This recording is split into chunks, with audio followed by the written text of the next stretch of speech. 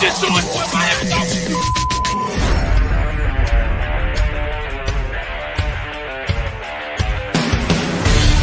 The pressure, he's in trouble. Loses the football. Touchdown! Got it! You have got to be kidding me. Jalen Waddle. It's a Dolphin touchdown. Throwing deep upfield on the near side. Man open. Touchdown! Looking deep. He's got a man. Touchdown! The run from Tua Tagovailoa. Touchdown! He's going deep. He's got it for the touchdown!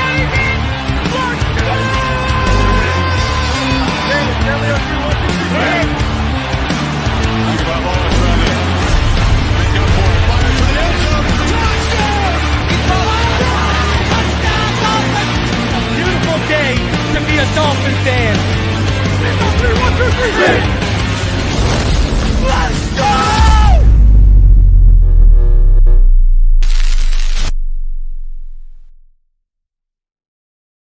You're listening to Fin Too Deep. Tua back to throw. Blitz coming and get to him. No, he takes off running.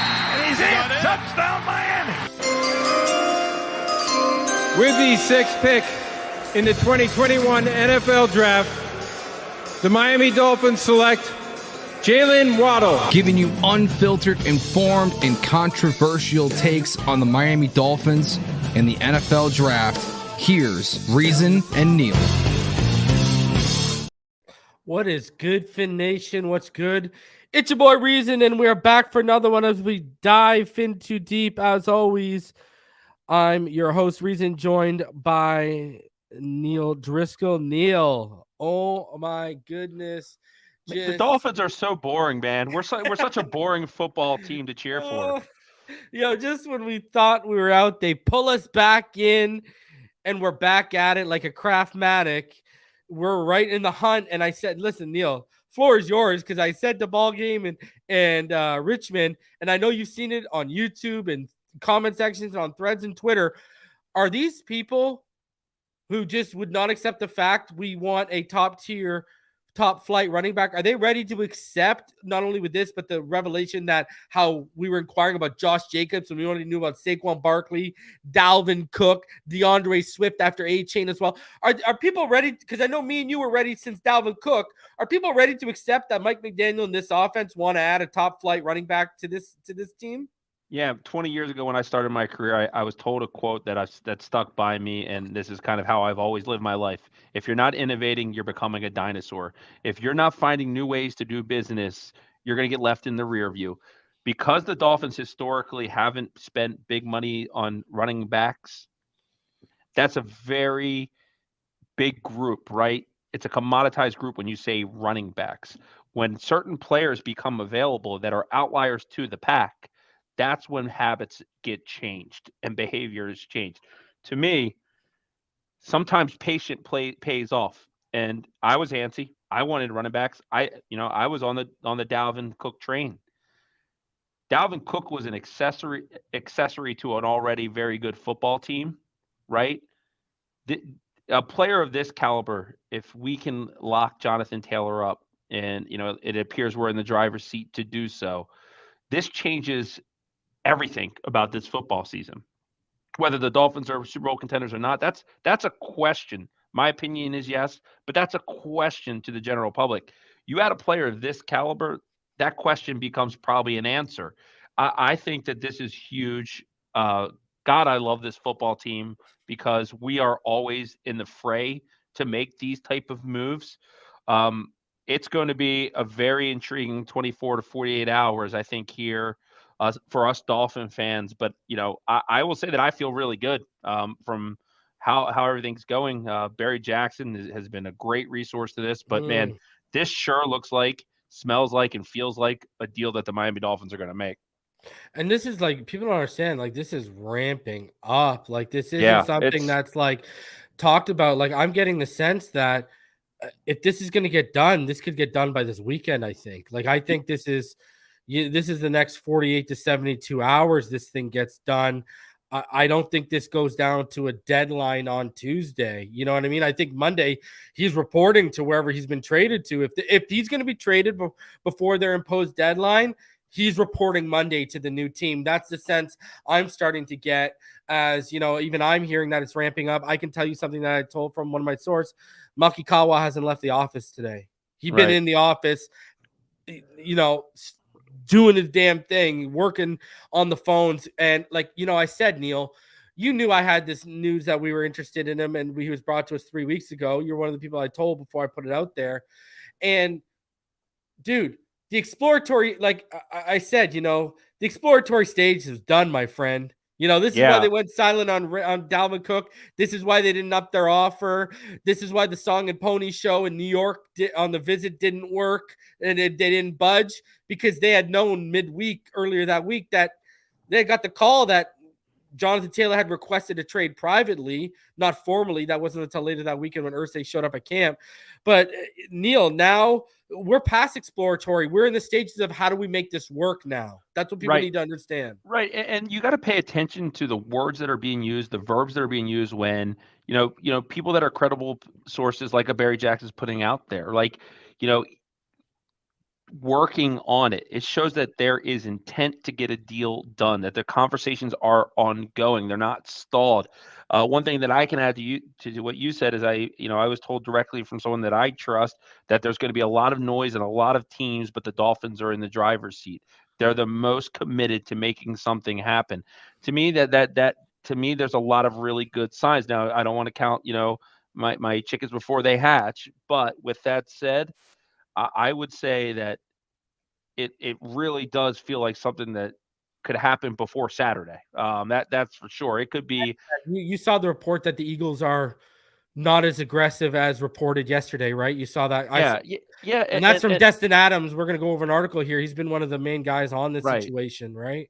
Right. I think the Dolphins are the most aggressive. I don't think there's. I mean, it doesn't really matter who you're following. Appreciate you, Steve. Salute no, to you, Steve. No one's saying that the Dolphins aren't being the most aggressive. Actually, and everyone that I'm following that's covering this, the Dolphins are the team that it seems like is the most committed to getting it happen. So hey, I mean, this would be a monumental shift. If you stop for a second, you can hear the people getting ready to jump on this team's bandwagon. Because you saw Louis Riddick. He said it'll be a wrap if we get him. Someone else said if we get him, it's over for the NFL. I forget who it was, but basically pundits in the league are like, this is just not going to be fair if we get him. Yeah, man, I might be moving to Miami. This team's gonna be so fun that I got to be in the backyard like this. You know what I mean? This is gonna be, fireworks, man. This is fireworks. I mean, this is, to me. I said this earlier. I don't think this is. Tyreek Hill to me is a generational player. I don't think a Jonthan Taylor move is that monumental, but I think it's equivalent to like a Vic Fangio becoming your defensive coordinator or a Jalen Ramsey getting signed. I think it's that big of a move. I think it kind of could shift, a lot of what. I don't know, bro. You add an 1,800+ yard rusher. That's a Ricky Williams-esque move, brother. Oh, I mean, and for less than what it would cost us for Ricky back in the day. And why, Neal?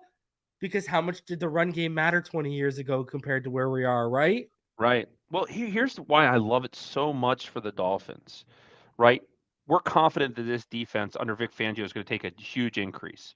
We have evidence that in year one of this Mike McDaniel offense, this passing attack was prolific, potentially the best in football. And in year two, Tua, the MVP of this football season is probably going to be Ryan Clark for motivating Tua even more. And I know we're going to talk about this, but the passing attack, when it is December and it's cold and it's January and it's cold and maybe you have a road playoff game, maybe not.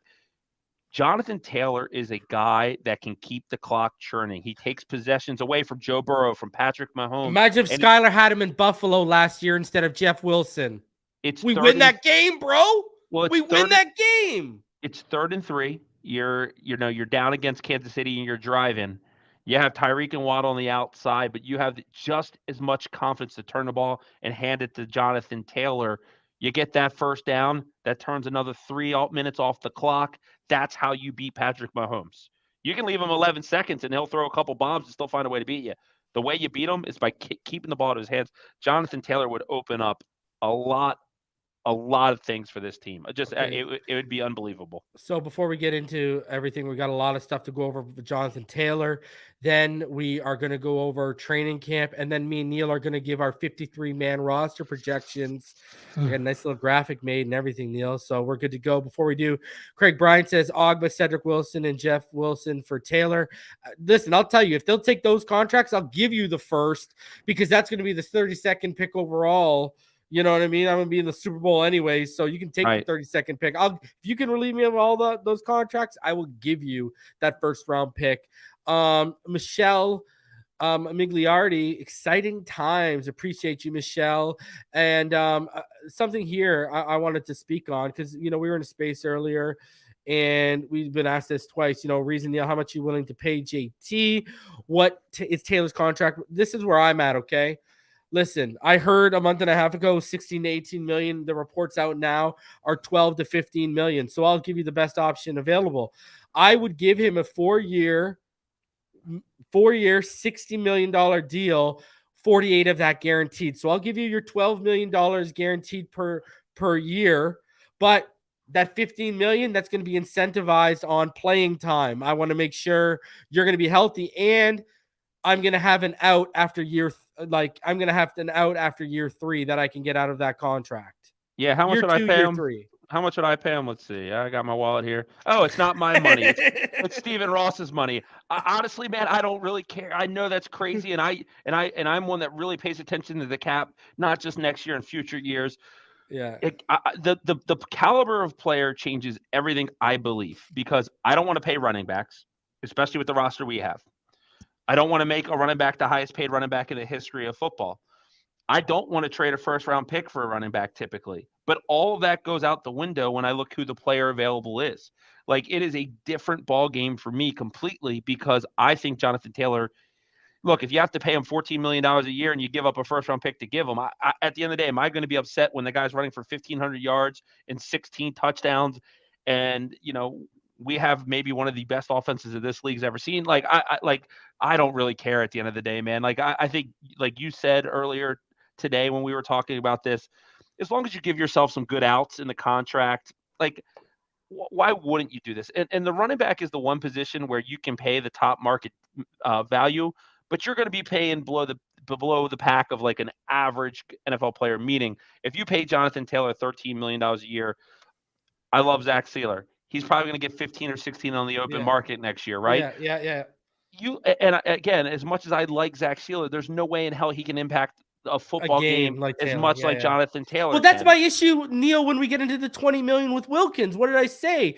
Now we're talking about impact offensive player money that we're giving, or we're talking like 15 plus sack edge rusher money. Like, we're talking about seriously impactful player money when we're talking about 20 plus million for Christian Wilkins. It's the same, just used in a different sense, right? Like, you can be smart when you pay out those big contracts. They got to be to impact positions to impact players. And listen, can I tell you something else, Neal? This is the best fail-safe they'll have if Tua has to miss a game or two, better than Mike White or anything they've added or drafted at the quarterback position. Like, I mean, that's not even a question right now. And for all the people, Neal, that say, well, we didn't need Dalvin Cook because, Mostert averages 4.9 per carry and Jeff Wilson by Garnett 4.7 yards. Well, guess what? On a minimum of 750 snaps over the first 3 seasons, Jonthan Taylor has the highest yards per carry ever. Right.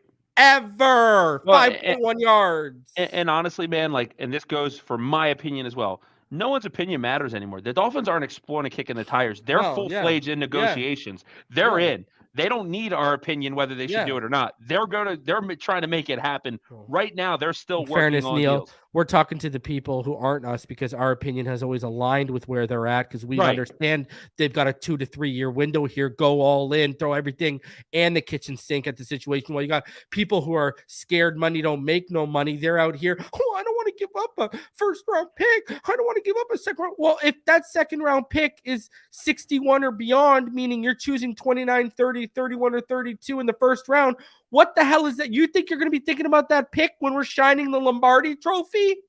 Yeah, there's only 2 guys in this year's draft incompleteness that I would take over Jonthan Taylor, and they're both quarterbacks in Drake May and Caleb Williams. And I love Marvin. And we're not going to have Jr. the first or second overall pick. Thank you very much. Right. So, and we got Tua.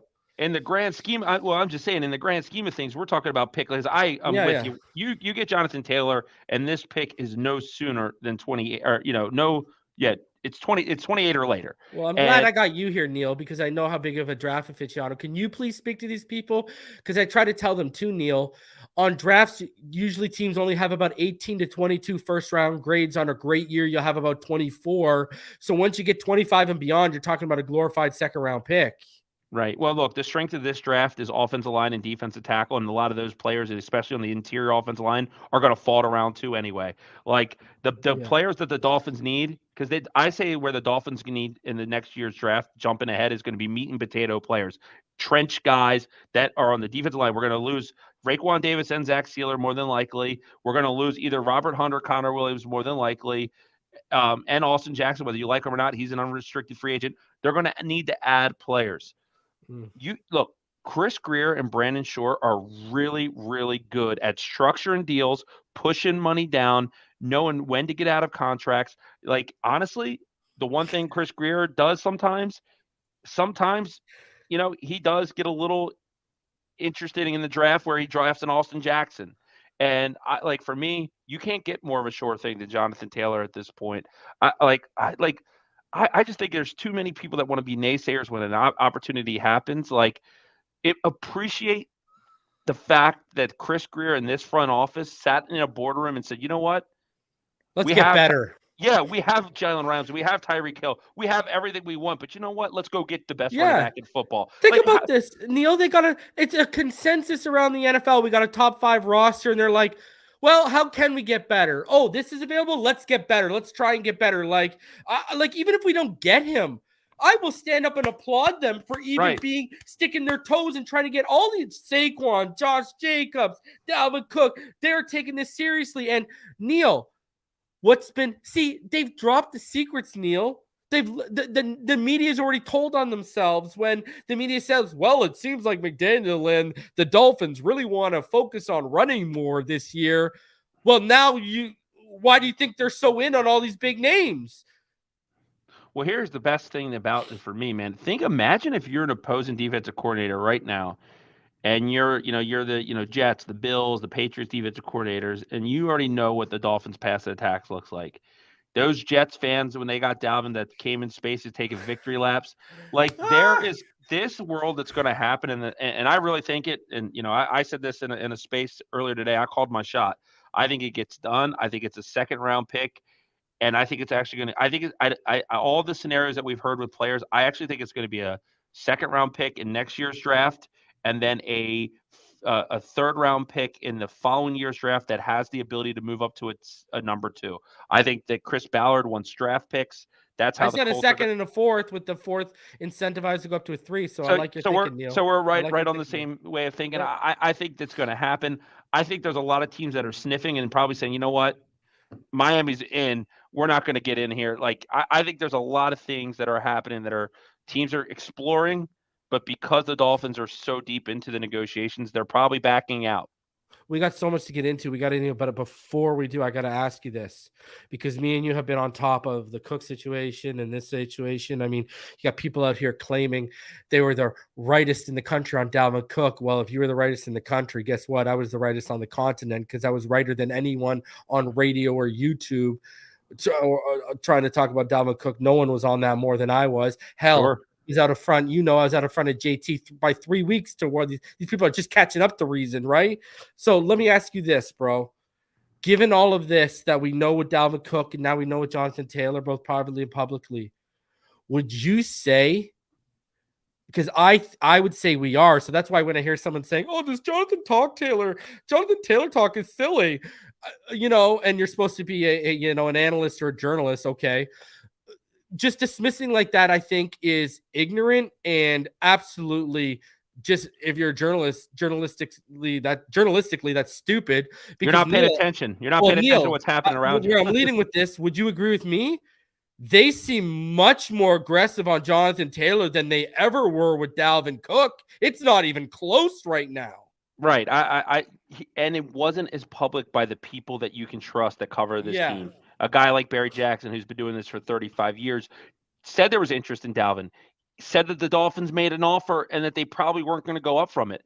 That's what you had heard. That's what I had heard. We stuck with that the whole time. I thought it was going to get done because I didn't think the Jets would be foolish enough to come and pay Dalvin Cook $8.6 million when that's probably one of the worst scenarios for But we Dalvin always Cook to go told, to. but Neil, what did You I were- always yeah, tell you- people? You If said they the made Jets. an offer that was double, Yeah. remember people were saying Bills and I was saying the Jets, but Neil, we said on this show, and I said from the beginning, if someone makes him an offer like that where he can't refuse and everyone's at 4 or 5 million, he's going to take the Jets deal. Right. Right? Like, right. But you know what? They got Sometimes desperate. that patience pays off because you're right. Once they started hearing through the kind of the channel of events that Jonthan Taylor was going to be available, that offer never went up. The Dolphins never upped that initial offer, and it was lower than most people are putting out there too. It was not a high offer, Yeah. and like that tells me they viewed him as a complimentary piece, not the bell cow. They are willing to deviate from a plan that they just executed, which was Mostert, Wilson, and draft an A-chain to get Jonthan Taylor. That's how good of a player this is. The plan they just executed, they're willing to erase and start that position over. And I think that's actually great development from Chris Greer because So do I. I think they panicked and signed Mostert and Jeff Wilson way too soon. Agreed. It was like Cedric Wilson all over again. Right. And I think what he's doing is righting a wrong because he knew that was adequate as a running back tandem, but that wasn't going to be good enough. Even when they got Devin Chain, and you and I have not heard two people that are leading the Devin A. Chain fan club more than us. Yeah. But this is where things change. Everyone's got a plan till you get punched in the face. Mike Tyson, right? Like commodity. This is Jonthan Taylor we're talking about. Not Dalvin Cook, who's a great football player. Not Saquon Barkley, who's a good football player that's hurt a lot. Not Josh Jacobs, who to me is kind of the Robin, to Jonthan Taylor being Batman. The only other running back that could get me this excited would be Christian McCaffrey. And honestly, Nick Chubb. And Nick Chubb. And both of them have injury concerns that scare me way more than Jonthan Taylor. So, when you factor the age and everything like that, he runs the 4.3 40. Like, this is the perfect scenario. Perfect. And Dalvin was a great one and was close to perfect as well for the cheap. But you go all in when a player can impact you this much. I mean, dude, this is, again, I say this on here all the time because of the Dolphins never let you rest. These are like your thumbs hurt from refreshing. Your thumbs hurt from all the text messages you're getting and you're answering. Yeah. I have Twitter open up here because it's so fluid that this could You break. never know. This could break in 5 minutes. Like that's how far along I feel from what I hear the Dolphins are into this. Listen, I'm biased when it comes to Jonthan Taylor because anyone knows when I started in this community on the Tuesday night panel with EM and Ballgame and them, I said we needed to draft 3 players in that draft with our first 3 picks in that 2020 draft. Tua, Wirfs, and Jonthan Taylor. And man, imagine if we got all 3 of those guys. But I know there's also a report out there. We're just going to touch on this briefly, Neil. There's a report out there about some kind of physical or something going on. And ESPN reported yesterday, and to our knowledge, he has been asked and is traveling he's with the team in Philly. Right. So, I mean, he was, ESPN even reported yesterday, this camp was confused because they wanted him to go to Philly. So there's a report out there, but from what we understand, he's in Philadelphia. So let's get into this because behind a paywall, and shout out to Anthony. He says, Greer, this isn't Madden. McDaniel, why can't it be Greer? Touche. I like shout out to Anthony. Barry just dropped this article not too long ago, man. We got 2 minutes before he jumped on. Yep. Yeah, we got a lot to go over here, guys.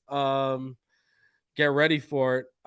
So Colts and Dolphins continue Taylor talks. This is a guy that could put them over the top. The Dolphins and Colts have continued discussions on the Jonthan Taylor trade, with at least one other team also believed to have made a serious offer to acquire the 2021 All-Pro running back.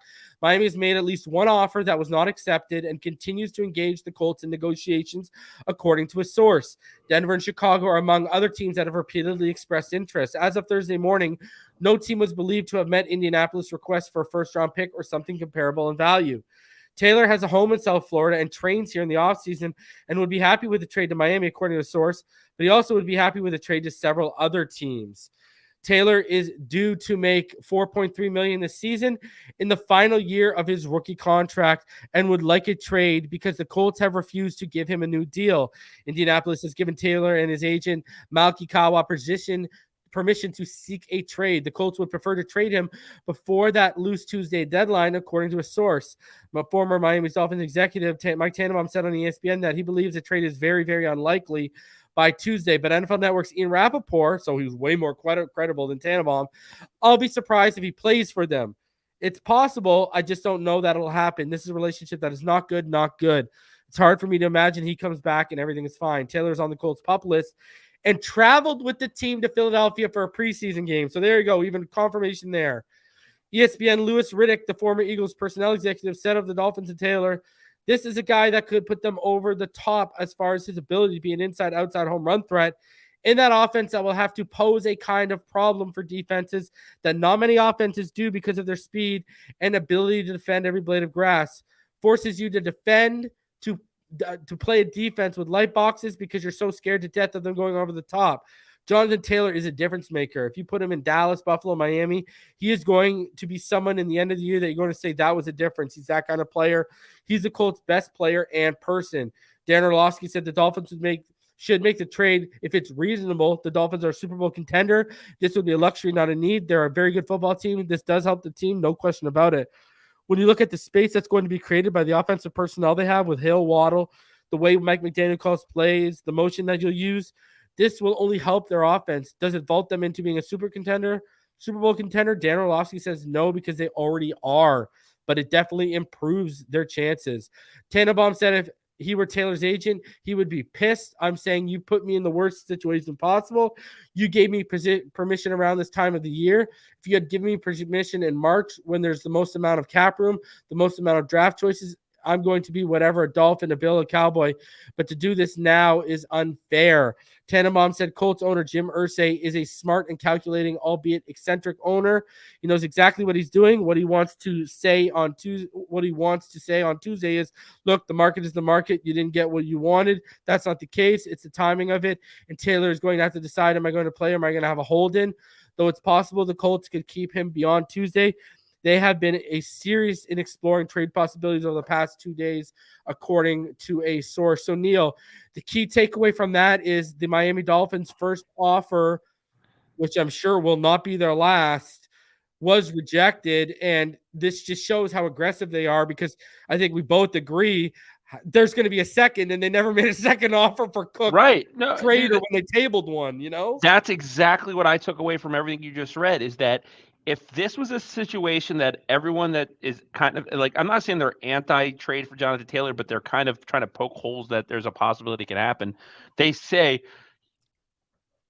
you know, hey, they'll make an offer. It's a low ball offer. And, you know, if Jonthan Taylor is full enough to take it, then he's a Dolphin. But like, that's when people say that talks are ongoing. They're working on things. It means that these are fluid situations. The conversation's not stalling out. It's continuing forward. Sure, the Dolphins probably put a low ball offer in to start, and they're working towards it. From what I kind of have seen through the things that I read, is that the Dolphins offer probably wasn't that far off. So, Yeah. you know, it looks like this could be something that you add a young player, another draft pick. You add a pick that has the ability to increase in value if certain escalators are hitting, contingencies, like whatever that may be. You have a lot of variations to this deal. I know that we're going to go through one of the Colts beat writers' article, but he even said that, you know, he thinks it would take this contingency. That tells me the Dolphins have an offer, because they're the only team that has a formalized offer at this point, right? It tells me they had something that was very close. They're probably working on details more so than the you know, the big kind of the big part of the deal. But also another thing is that I feel like, because the agent has a relationship with McDaniel and stuff like that. Oh, that's a good, yeah. The money contract of this deal with Jonthan Taylor, I think, is going to be really easy for the Dolphins to work out. I think we're all worried about it way more than he is. You know, he's going to get probably top of the line money, and he deserves it. But I was heard earlier, someone said, there's no way I'm going to pay Jonthan Taylor $20 million. Well, No one is. He's not getting $20 million. Yeah, You know? yeah. So- And the other thing too is these people, whoa, we need O-line right now. Who's out there, ladies and gentlemen? Listen, no one right now is trading a starter caliber offensive lineman because you know how much it would cost to get a starting caliber offensive lineman on August 24th with the season only a couple weeks away. Like, you got to hope there's some surprise cut coming and they let you know on the low and you can get him for cheap. Other than that, you're not listen, there, you know how much it would cost? Let's put it this way. Let's look at in relative to talent at the position. Do you know how much it would cost to get an offensive lineman relative to the talent Jonthan Taylor is to the running back position right now? Zach Martin would have got $23 million a year. Picks. Yeah, Zach Martin. Yeah, and that would cost multiple first-round picks to acquire said player as well. Right. That's the one position 100%. You would have to look at how much Laramie Tunsil cost, and that was a couple of years ago, man. Right. Well, and look, and like that's the thing. The reason this is such a unique situation is that elite players don't always get moved. Yeah. Elite players that are 24 years old don't get moved too often. Yeah. That's what makes this the outlier. Because of an idiot owner, and I'll say that because the Irsay stole a team here from Baltimore that my dad loved, the Baltimore Colts, and moved them out of town. And the Irsays are despicable human beings. The way he conducts himself, the things he says, the racist rants we've seen over the years from Irsay, is the reason a guy like Jonthan Taylor gets free is because you have an idiot like that at the top. Yeah. And somebody's going to capitalize on that. And, I'm hoping that that's us, because if Jonthan or if Irsay wasn't a bad owner, they would have locked him up for 4 or 5 years. You know what I mean? We wouldn't be here. So it's one of those situations where I honestly, I agree. I don't think there's any chance he'll go back based off of the things that I've heard, unless somebody comes out of left field and kind of comes with a haymaker offer. Let Chris Grier do his work. All right, let's keep this rolling because we got a lot more to go over here. All right. So speaking of Destin Adams, who we were just referring to, he's been one of the people who covers the Colts who's been on top of this. He said this is from today, things are starting to heat up on the Jonthan Taylor trade fund. This comes after the news the Indianapolis Colts are granting Taylor the permission to seek a trade partner. The trade deadline with NFL teams having to cut their roster down from 90 to 53 next week. The importance of a trade coming together quickly is crucial. And a team source shared with me that if a deal doesn't get done by the NFL cutdown day on August 29th, the likelihood of a trade greatly diminishes. I think it might get pushed off if they suffer the trade deadline, right? Teams now have less than a week to agree with the Colts on a trade package and likely a new contract for Jonthan Taylor. A deadline could potentially speed up a trade, but it could also cause discussions to fizzle out if teams can't meet the deadline. I've also heard this is a soft deadline. Like, I've heard this isn't hard, man. So I don't know. We'll see. Yeah, I agree. It's a like to have, not a need to have. Yeah, it's now been well documented at this point that the Colts are expecting a first-round pick, a package that equals a first-round pick in return for Jonthan Taylor, and for any trade to come together, a new contract for Jonthan Taylor will likely have to be negotiated. While this level of trade package originally seemed unlikely, a league source has recently told me that they have heard the offers the Colts will receive are higher than expected. They went on to share that prior to then, they thought the highest offer the Colts would receive would be max, a second and a day 3 pick in return for Taylor. Interested team, the first report of the number of teams who have reached out came from Stephen Holder, the Bears, the Rams, and the Dolphins. But remember, they were also contacting teams too. Those are, you got to listen to wording, right? 6 teams that reached out so far. Well, some of these were already contacted I know the Bears and the Dolphins were contacted by their camp directly first. So Chicago Bears, the Bears backfield currently has multiple young players. A league source shared with him that the Bears reached out to gauge what it would take to acquire Taylor. However, no offer came from these introductory conversations, and he was told no offers imminent at the time. On the Rams, a league source shared that the Rams have expressed interest in Jonthan Taylor. No offer has been extended from the club at this time, but he was told he expects them to check in once more offers have been extended to see if they could have interest in entering the race. And then for the Dolphins, a league source shared with him that the Dolphins are one of the teams to express interest in Jonthan Taylor, and he confirmed they are one of the 2 teams that extended an offer to acquire Taylor, which the Barry Jackson came after this. Right? The Barry Jackson article came after that, so that offer was obviously rejected. But look at this. A source also detailed the team's interest by saying at this time, they definitely feel like the most motivated to get a deal done, Neil. So right now, the Dolphins chatter amongst Colts circles is we are the most motivated team to get a deal done. We've already made an offer. Obviously, it's been turned down, but if we're considered the most motivated, I digress back to what we said, Neal. Second offer's coming, ladies and gentlemen. They're just waiting. They made their first offer. Now they're going to see what other offers come in, and they're going to build off that. This is, I don't, this is serious, brother. Like, we don't just got our toes dipped in this pool. Driver's seat. You know what I mean? Driver's seat. That's what it sounds like to me. It sounds like a team that's in the driver's seat. That it to me, if the Dolphins are this aggressive and they're having these conversations that are so fluid, there's only so much time and room to have them. Look, a big component of this is the agent, and I want to give credit where it's due. I listened to 3 yards per carry, and they were talking about the relationship that the agent was a huge Miami Dolphins fan. He lives in Miami.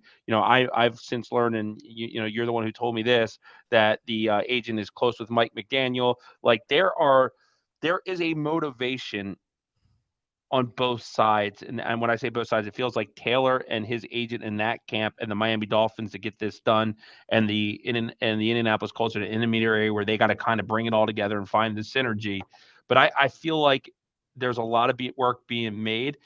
And if for Chris Greer, right?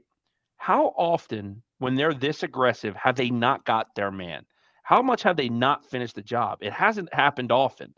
Like this is a public courting and a public chase to pull this deal through. I just have a hard time believing that Chris Greer doesn't make it happen. I really do. I just want to reinstate, because you had someone coming in saying, I heard it's down to 2nd and the 7th. No. He's getting checked by doctors right now. That report is false. It said he was getting checked by doctors in Indy.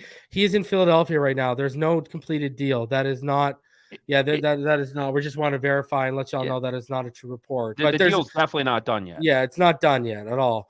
It is. The negotiations are ongoing, basically. And then we had 2 reports come out from the Colts side today.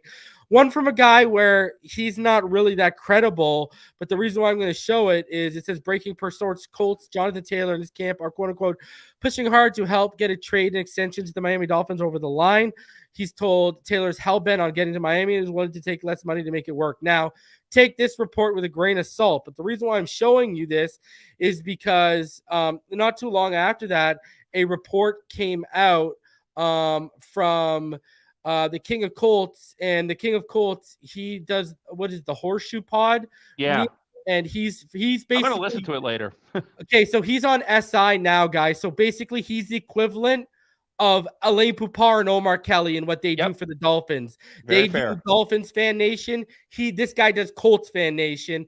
And what he said was Dolphins seem like the front runner for Jonthan Taylor based off of everything he's heard. They have done the most work, and it's the camp's preferred destination. Not saying another team nobody's thinking about won't swoop in, but it seems as of now, if this deal happens, that's who it'll be with. So the first one there, take with a grain of salt, but the second one there, take with a bigger grain of salt, because that guy's actually in the shoes of Alain Poupart and Omar Kelly and what they do for the Dolphins. He does that for the Colts. So preferred destination, Neal. I mean, and they're not reporting this. Well, they're not reporting this like it's good news, man. As when you cover a team, it's your job, but you a part of you is a fan of that team as well. Like, this to them is probably a pretty crappy scenario where, they're on the verge of losing their best football player. And I know they have Shaq Leonard and DeForest Buckner on the defense, but to me, Jonthan Taylor is the best player on this football team. To me, he's a top 20 player in all of football. So, for me, like, these guys are, credibly reporting what they know. Like our reporters and our beat reporters, they get info. They're not 100% accurate, but there is, man, like that old adage where there's smoke, there's fire. There's just so much smoke between Miami and the Colts and Jonthan Taylor right now that, like, I think if, you're playing devil's advocate and are they using Miami for leverage, you can wait for the sky to fall, or you can wait for this to come through the ticker. And my guess is that by end of day, Saturday, Sunday morning, we see Adam Schefter and his handsome little mug hop on there, and the Miami Dolphins have done it again. They've done it, and I that's what I think is going to happen, because a motivated Chris Greer with the blessing from the owner, this is out in public. Finish the job, right? Bring them home. Bring them home. Give me what I want. That's right. You know what time it is, man. So, all right.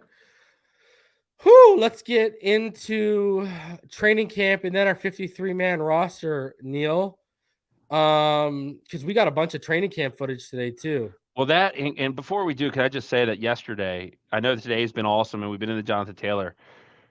Yesterday, I was like proud of Tua, like I was proud of my son for going to school, you know, and going into first or second grade coming up. Like I was so proud of Tua clapping back, man. Like I was standing up here in my office, freaking headbutting shit, fired up. Like it was awesome, man. Like right now, man, this is the most fun I've had as a Dolphins fan in a long time, man. So I say that because I think some people need to learn how to enjoy some things rather than wait for the other shoe to fall off and something to go wrong. And look, we've all been scarred by this team, Dante Culpepper, right? We've all been there, but like at the end of the day, man, enjoy this. Enjoy that you have an owner like that goes out and makes this type of move, that has the ability to make this type of impact, that you have a team that has the camaraderie where Tua says that and Tyreek Hill's jumping on Twitter and Jalen Waddle jumping on Instagram. Like this team has a mojo that is going to matter when they're playing the Buffalo Bills, when they're playing the Jets,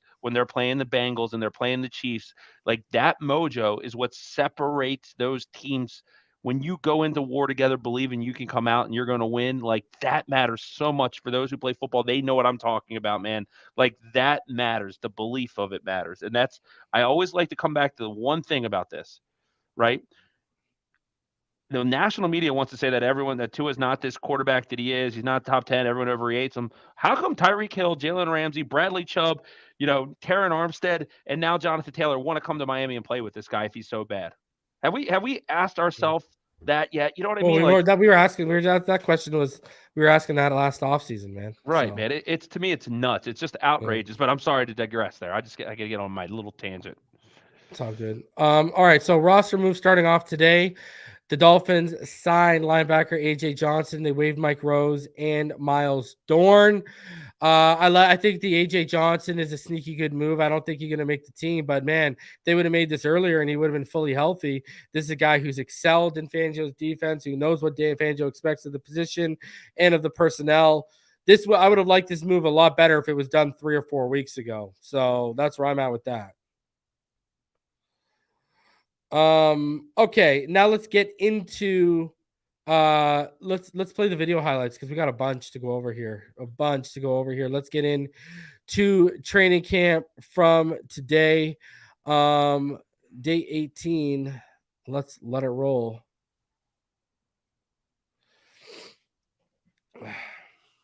Putting those stretches on.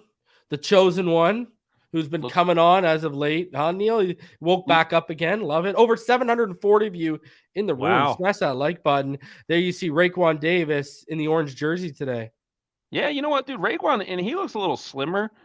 It's a contract year. I have a feeling he's going to play his best football, and unfortunately, it's going to get expensive, but so be it. Yeah.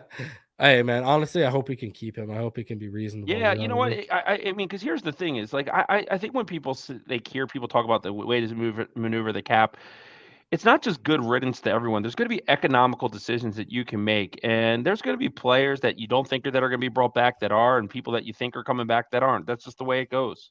What is that? And Van Ginkel, man, I'm excited for him this year. Yeah, it just scares me that the only time he's really produced is when they put him back on the edge. But up until this last week, it seems like he's been getting. This last week, it seems like it actually started to click on the inside, though. I'll give him that much. Right.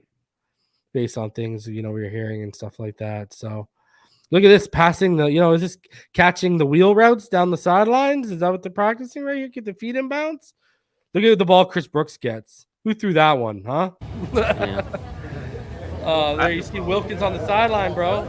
And Zach Sealer, there you go. Hello, everyone. And Zach, pay me my money is what they're saying. Right. It's Raekwon. God, he's huge. He is huge, man. I think he's the best fighter on this team. All right, here we go. Some 7-on-7 work.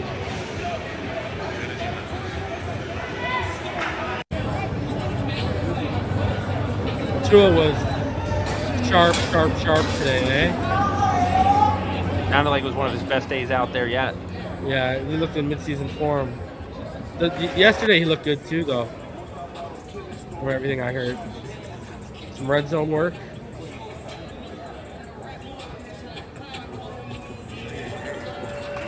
Had some zip on that one. Yes, sir. Look at this. Watch it.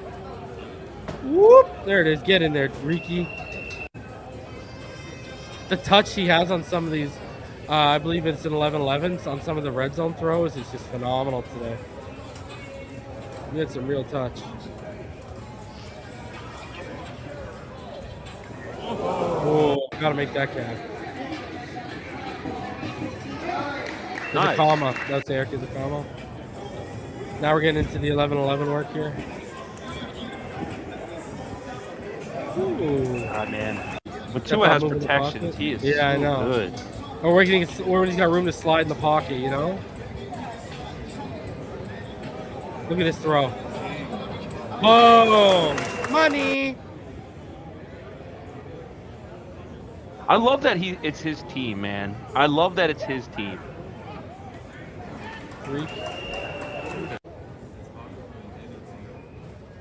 He's not looking over his shoulder. He's confident out there. It's good to see. Now. Oh, back shoulder. Wow. Look at that. Was that the Tyreek one? Yeah. Yeah, that was beautiful, man. Okay, what did you do? Move it.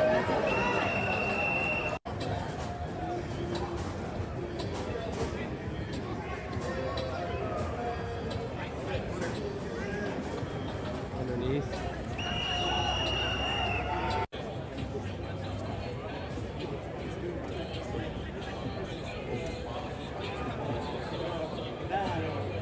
Look, survey. Oh, nice pass, okay. Right people in place.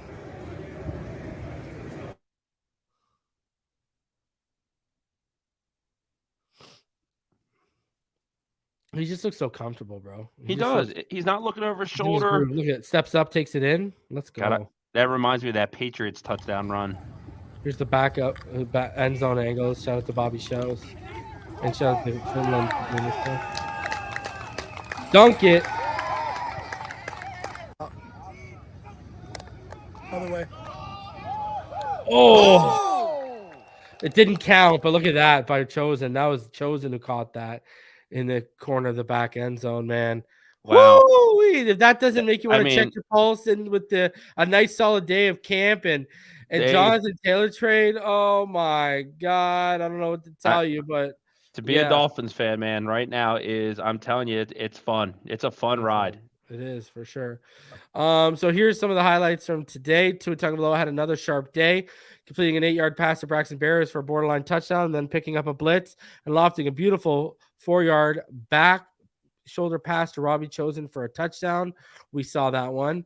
In a subsequent 2-minute drill, Tagovailoa drove the Dolphins quickly down the field, delivering on-target passes to Tyreek Hill for about 10 yards and Julian Hill for about 9 yards, and then Hill for an 8-yard touchdown, a play which showed great timing between the quarterback and his star receiver. The Dolphins then ran another 2-minute drill with Tagovailoa, and he completed a pass to Tyreek Hill to get Miami down to the 11-yard line. Tagovailoa then threw 2 incompletions, including one over the head of Julian Hill. Tagovailoa then delivered 3 completions in a row to Robbie Chosen during yet another 2-minute drill, 2 of them for at least 15 yards. Tagovailoa then threw an incomplete pass to Raheem Mostert and was slightly off on a throw to Tanner Connor. Then he hit Eric Ezukanma for a first down. Then Tagovailoa hit Braxton Berrios for a 14-yard gain. That drive ended with a Tagovailoa 2-yard strike to Cedric Wilson Jr. in the back of the end zone for a touchdown on the final play of training camp. Wilson then dunked the ball over the goalpost. So that was the final play of camp that we saw, the Wilson dunk. Also, Tagovailoa hit Eric Ezukanma and Salvon Ahmed for touchdowns in 7-on-7 red zone drills. Both were precise passes, but Tyreek Hill dropped what should have been an easy touchdown pass from Tagovailoa. Tyreek made up for that later with a handful of receptions. Mike McDaniel said Thursday that he leans towards playing Tagovailoa for more than a series, but less than half against the Jags on Saturday, Neil. Mike White, in the late stages of concussion protocol, briefly appeared in 11-11. He's not playing the preseason finale on against Jacksonville. Skylar Thompson had 2 nice red zone completions to Berrios, one of which went for a touchdown. A well-thrown 30-yard pass to River Craycraft was dropped. Thompson hit Alec Ingold for a 10-yard touchdown during 7-on-7 red zone drills. The Dolphins practiced without tight end Eric Saubert, defensive lineman Zach Sealer, cornerback Jalen Ramsey, cornerback Justin Bethel, Devon Achane, Deshaun Hand, and Braylon Sanders. Running back Jefferson Jr. wasn't spotted. Jalen Waddle, who has missed 2 weeks with a midsection injury, was at practice in New Jersey, but no helmet. Eli Apple made a great play, stopping Tyreek Hill at the line of scrimmage on a screen pass from Thompson. AVG forced Tagovailoa to dump it off with good pressure up the middle. He's had a very good camp, including multiple sacks on Wednesday. David Long Jr. stuffed a Raheem Moser run for a short gain. A snap from rookie center Alma Ulave bounced off James Blackman's knee. They had another bad exchange again later. Verone McKinley, facing an uphill climb to stick on the 53-man roster, made 2 very good plays, including a breaking up a Tagovailoa pass to Craycraft in the end zone. He also stopped Ingold short of the end zone on a Tagovailoa short completion. Tanner Connor off pup was heavily involved for the second day in a row. He caught a 15-yard pass from Thompson. Javon Holland knocked away a pass to Julian Hill. Raekwon Davis had a sack. His pass rush seems to have improved during this training camp. He had 1 big sack here at Alabama with 8.5, but hasn't had been much of a factor in the pass rush of the NFL. Deshaun Elliott tumbled to the ground after a collision with Durham Smythe, but got up quickly. And early on in practice and in defensive back wide receiver drills, White made a nifty 30-yard throw to Berrios for a touchdown, beating Kader Kohu in coverage. Also in those drills, Blackman hit Julian Hill for a 6-yard touchdown. Neal, love hearing Tua's in midseason form right before we're about to get into some meaningful football in a couple weeks. And what are your thoughts on him and the starters, obviously, playing for a little bit of time against Jacksonville? I'm excited, man. Look, dude, the preseason's its own conundrum, right? Like, should there be a preseason? If there's games, man, I'd like to see the guys get out there. Look, you can't live your life worried about injury. Like, I want, if he goes out there and takes them right down the field, leads them on a touchdown, like, be smart. Be smart. You're the coach, you're the team. No, you know when to pull the players. But I want to see this because you know why? There's 53 roster spots in this team, man. And I'll tell you what, I know we're about to go over our 53. Dude, that was hard. That was hard to put 53 people on this roster. I'm thinking, like, damn, I didn't put, like, while you're reading over this, I'm like, I didn't put this guy there. Like, it's a hard exercise. There's some real competition. We know players 1 through 40. That's not what the preseason's about all the time. But I want to see some of these guys, Mitchell Agunde, Aubrey Miller, Chris Brooks. Like, I want to see these guys play, man, because you know why? They've earned it, man. They've had great camps. People that have had great football camps are going to get cut from this football team. Yeah. And you got 10 spots on the practice squad, and that practice squad is probably going to get poached a couple times throughout the course of the year because there's some really talented guys that are going to be on it. But, you know, man, whenever the Dolphins are playing and that jersey's on the field and that helmet's on the field, man, I want to see the guys. I want to see Tua. I don't want to take for granted that he's our quarterback. I'd love to go see him have a couple drives. You know, I love watching Tyreek play, man. Yeah. I think it's important because, you know, they have the opening game against the Chargers right around the corner, man. And this is going to be the last activity they really have before that, because the NFL season, the practices aren't like they are at training camp. The regiment's not the same. So, like, I want to go see them, man. I want to go see them against a team in Jacksonville that's a clear front runner to win their division, in my opinion. So I think it's a good little matchup for us. Let's go over one more article from training camp and then our stuff, because I've got about 20 minutes and I gotta get going because of the wifey. All right, so let's go over this from the Sun Sentinel, because there's some interesting things in here. Check this out. This is an interesting development. Neal. Dolphins training camp ended with a bang Thursday as Coach Mike McDaniel staged a spirited one-on-one offense versus defensive passing matchups with the entire team watching. Thursday was as close to regular season practice as the Dolphins have had recently from the standpoint. It was focused on specific things such as 2-minute offense and defense, red zone offense, and goal line offense. Quarterback Tua Tagovailoa had a good day. He targeted wide receiver Tyreek Hill in numerous situations, and edge rusher Bradley Chubb had yet another strong performance. The biggest surprise of the day might have been seeing undrafted rookie cornerback Ethan Bonner, Neal, who had been sidelined for almost 2 weeks, on the field fairly extensively with one of the starting defensive units. Wow. As for the one-on-ones at the end of practice, all featured undrafted rookie quarterback James Blackman throwing the passes.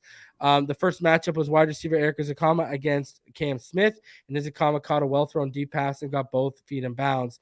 Next was Aubrey Miller against Chris Brooks. It was an incomplete pass on the sidelines.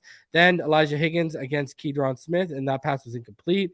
And finally, there was Kader Kohu lining up as a wide receiver against Dawood Davis, who lined up as a defensive back, and Kohu gave Davis a move and beat him off the line of scrimmage and was open deep, but the pass was a bit too far and fell incomplete. Thursday's conclusion of training camp ahead of Saturday's 7 p.m. preseason finale at Jacksonville. All right, so stock up for them was cornerback Ethan Bonner. He got time with the starters in one of the defensive package, which is surprising considering the speedy undrafted rookie from Stanford recently missed about a week due to injury. Stock down, Trill Williams. We've hardly seen Trill Williams, who plays safety and cornerback in 11-11 drills recently.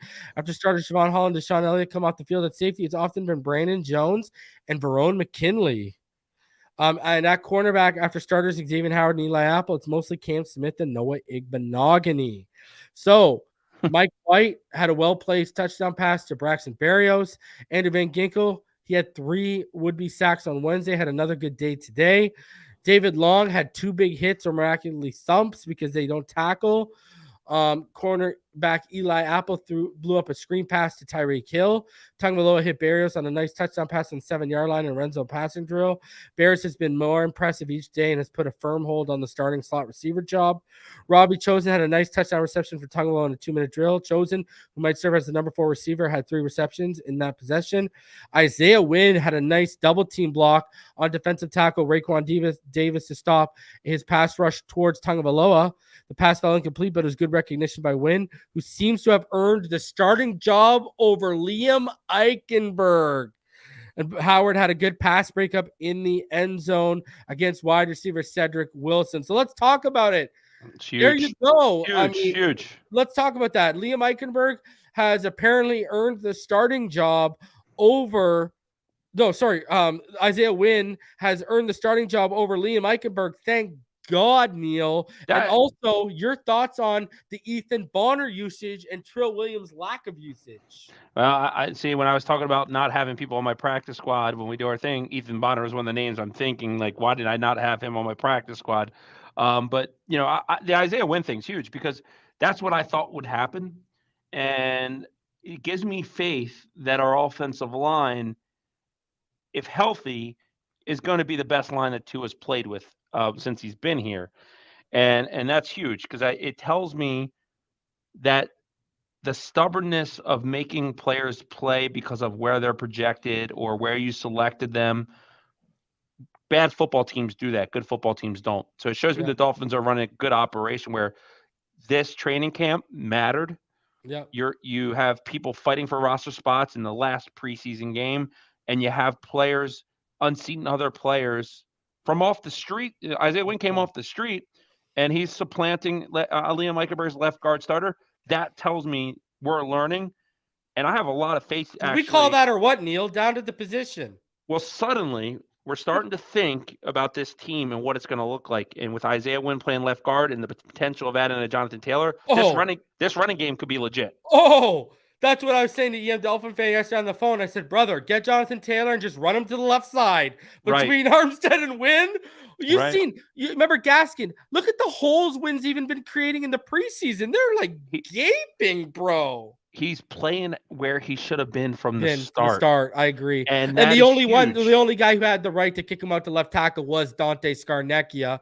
And there aren't very many Dante Scarnecchias that have ever existed in terms of offensive line gurus, right? Yeah. $2.5 million, Reason. $2.5 million is what he costs. So for the people that say the sky's fallen, you can't find good value in free agency, there's a great value. Yeah. So let's get into, we're going to get into our 53-man roster projection. But before we do, cheers to 1 year. Keep up the good work. Thomas Malloy has been a member for 1 year. Appreciate you. He says, let's get JT. Taryn, a member of 11 months. Is there any truth to us sending a second and third to Indy for Taylor? Rumors are flying. No. And the trainers are already in Indy. No, that there's our first offer was rejected. We are going to probably make another offer. Obviously, it's a fluid situation. Negotiations are ongoing.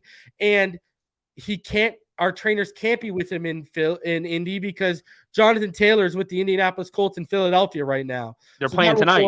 That report is not valid, man. And if you watch the show yesterday, I read y'all the ESPN report. The ESPN report told all y'all yesterday that his camp was confused as to why they had requested Jonthan Taylor to come to Philadelphia. So it's known he's in Philadelphia right now. Right. And then shout out to the watch, Mr. 999. He says, hello, Fins fan. Been out for a while, but always supporting the channel and Reason's community. Been on the J train since Reason hyped them up in 2020. Let's go. Can't wait for this season, bro. We could have had him instead of an Oigmanogany, but here we are. So let's get into our 53-man roster projection. We have over 700 of you in the room. Wow. We got up almost to 800 today, too. So remember, guys, I'll be live tomorrow as it stands with David Furones. So we'll be talking Jonthan Taylor, David Furones in the Sun Sentinel. We'll be talking training camp, preview the Jacksonville Jags and Dolphins game coming up on Saturday. So be on the lookout for me live tomorrow with David Furones. So let's get into our 53, Neal, and let's show these people what we got. So we have a lot of things in common. Great graphic, man. That's a great graphic. Huh? Yeah, that's great. Shout out to my guy. Shout out to my guy out there. All right. So let's get into this. So we got a lot position by position. Is that how we're gonna rock and roll? Well, let's do similarity. We got similarities here, right? So quarterback and talk. we technically both have 55 because we both have Ramsey and Robert Jones on the pup. Right. So, okay, so I want people to understand that we technically have 55 because we got pupless guys right now. So let's start off. We'll describe our discrepancies. Sure. So we both have Tua, Mike White, and Skylar Thompson as being the quarterback room. All right. Yep. Starting here at running back, I have Raheem Mostert, Devin Achane, Jeff Wilson Jr., Salvin Ahmed, and Alec Ingold. As do you. You have the exact same. And we can talk about these once we get to the next. And I did have in parentheses to give myself credit that I think that Jeff Wilson won't be on the team, and they'll have Jonthan Taylor. Yeah. And then for wide receiver, again, we both have the same thing, right? Robbie Chosen, Eric Izakama, Cedric Wilson, Braxton Berrios, Jalen Waddle, and Tyreek Hill. These are all pretty much givens. Now, where it starts to get interesting for us is at tight end. We both have the top three of Durham Smythe, Eric Sauber, Julian Hill, but where we differ is Tanner Conner and Elijah Higgins. Now, I'm going off. I think you're going to be right. I think I'm going off of the extensivity I heard of them using him yesterday, and because it was obviously we did these before practice, the extensivity of how he's used yesterday, and then also let's not forget, also, he was a surprise make on the 53 last year. You've got Elijah Higgins who really flashed in that first game, but then Julian Hill flashed a little more in preseason week 2. But what's your thinking on that? I think Higgins is going to be on the practice squad, and I think you're right. I think Tanner Conner makes the roster, and I'm really interested in Julian Hill. He's they're both kind of projects, right? And I think Hill's the project that has the most upside. I mean, we saw the block that kind of changed the world last week, but he's been making a lot of nice catches in practice. Tony Pauline, who is a great NFL draft analyst, put an article out a couple weeks ago, almost a month and a half ago, talking about how the Dolphins think they found a hidden gem in Julian Hill. I just think there's a lot of momentum behind it. So I think Hill will make the team. But in this scenario, I think you're right. I think Tanner Conner is going to get that fourth spot over Elijah Higgins. I was just thinking, my thinking there was, man, I just think there's so much potential for Higgins to play that slot like tight end role. I think they can sneak him on the practice squad, though. Yeah, and I think that because he's a transition kind of to a new position that you can, They look, this team, they love Tanner Conner. Like, whether we've seen him on the field or not, they've liked him for a few years. So I definitely think you're right. He's going to be on the roster. Okay, so offensive line. Taron Armstead, Isaiah Wynn, Connor Williams, Robert Hunt, Austin Jackson. We both agree there. Kendall Lamb, Robert Jones, Dan Feeney, and Liam Eichenberg. We basically have the exact same. We both have Robert Jones on the pup. I think it's going to come down to me and you can basically agree. It's probably going to be Dan Feeney or Liam Eichenberg that's cut when Robert Jones comes back. No? Right, and I agree, and I also did have a really hard time keeping Lester Cotton off. I did. So did I. So did I. Him, Yeah. I had him, yeah. and then I literally Practice got squad. to the end, and Yeah. you know what I even thought, man. I'll be honest, and I'm shocked by this. I almost cut Nick Needham. I almost cut Nick Yeah, so Needham to put did I. Lester Cotton Yeah. on the team. That's how torn I was there. Yep. So, yeah, I think they'll try and sneak him on the practice squad. Yeah, you know what I mean? I think Absolutely. that'll be the move. All right, defensive line. All right, I've got Christian Wilkins, Zach Steeler, Raekwon Davis, Brandon Pilley, and Deshaun Hand. And you have the exact same thing. Christian Wilkins, Raekwon Davis, Zach Steeler, Brandon Pilley, Deshaun Hand. That's where I struggled. I struggled putting Twyman.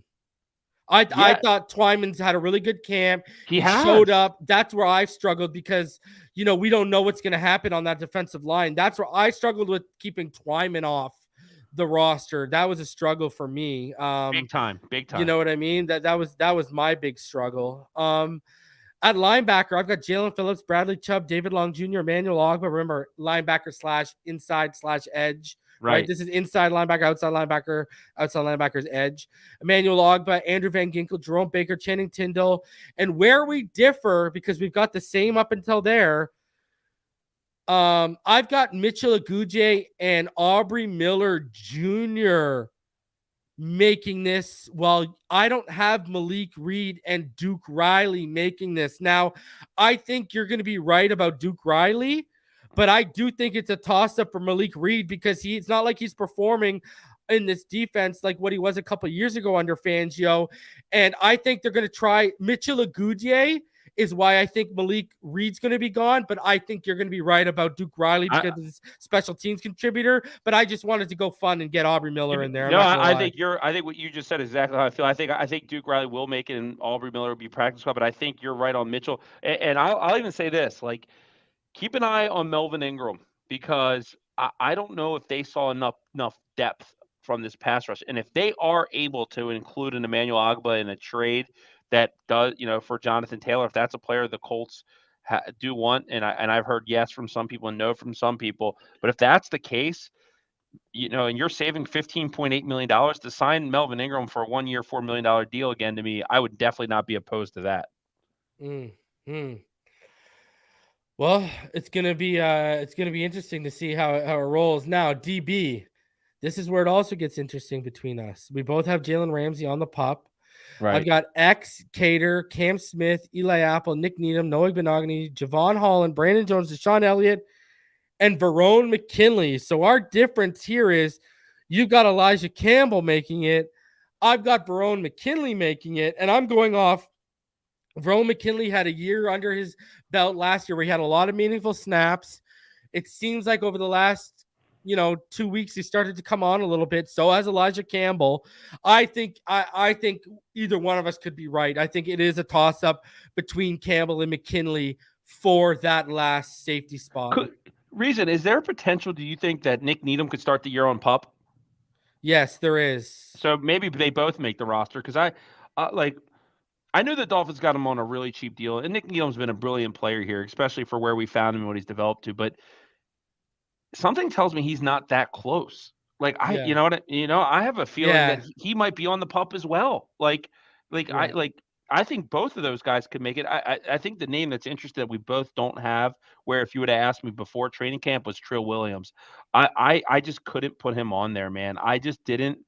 I think Elijah Campbell and Verone McKinley both have better camps than him. And at the end of the day, that's what you got to go off of, man. And this roster's tough, man. And I don't know.